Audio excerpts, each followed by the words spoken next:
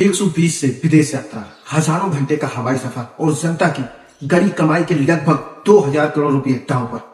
जब भी कोई बड़ा नेता विदेश जाता है तो हेडलाइंस मिलती है, भारत का डंका बज रहा है, लाखों करोड़ का निवेश आ रहा है।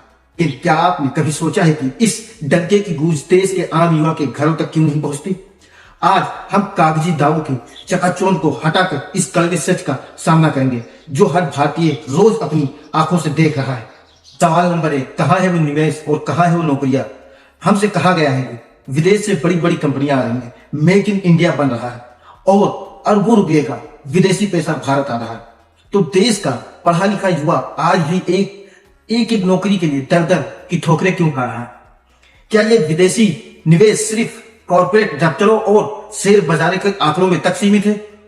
क्योंकि अगर ये जमीन पर उतरता है तो आज देश के हर जिले में नई फैक्ट्रियां खुल रही होती, न कि युवा सरकारी भर्ती के लिए पीपल लेक होने और बेरोजगारी का रोना रो रहा होता। सवाल नंबर 2, कौन सी टेक्नोलॉजी और किसके लिए? दुनिया भर के विकसित देशों का चक्कर लगाया गया, बड़ी बड़ी टेक डील साइन हुई, लेकिन आज भी हमारे देश के दूर दराज गांव में और सरकारी स्कूल और अस्पताल की हालत देखिए।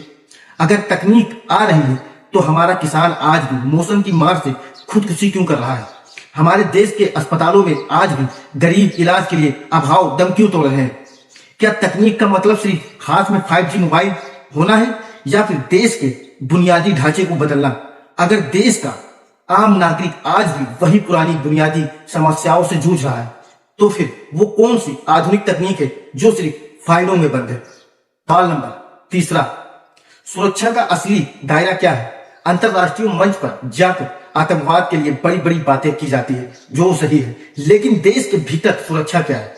आज देश का आम आदमी साइबर ठगों के निशाने पर है। महिलाओं की सुरक्षा आज भी एक बहुत बड़ा सवाल और निशाना बना रही है और समाज के भीतर जो आपसी तनाव कमजोर हो रहा है। जो सरकार के विदेश में जाकर देश की मजबूती का छवि का दावा करती है, वो देश के भीतर आम नागरिक को एक सुरक्षित और शांतिपूर्ण माहौल देने में क्यों इतनी बेबस नजर आती है? क्या 200 करोड़ रुपए किसी नेता की जेब से नहीं बल्कि इस देश के उस गरीब मध्य वर्ग इंसान के टैक्स से जाते हैं जो कि नमक से लेकर सुई तक पर टैक्स देता है और भरता है। जब पैसा जनता का तो हिसाब भी जनता के हक में होना चाहिए, लेकिन जब तक एक आम भारतीय की थाली, उसकी जेब और उसके बच्चों का भविष्य सुरक्षित नहीं होता तब तक ये सारे दावे खोखले हैं। सोचिए और खुद को ये सवाल पूछिए, क्या वाकई देश बदल रहा है या सिर्फ खबरों का मिजाज बदल रहा है? अपनी राय कमेंट बॉक्स में जरूर दें और सवाल पूछिए आप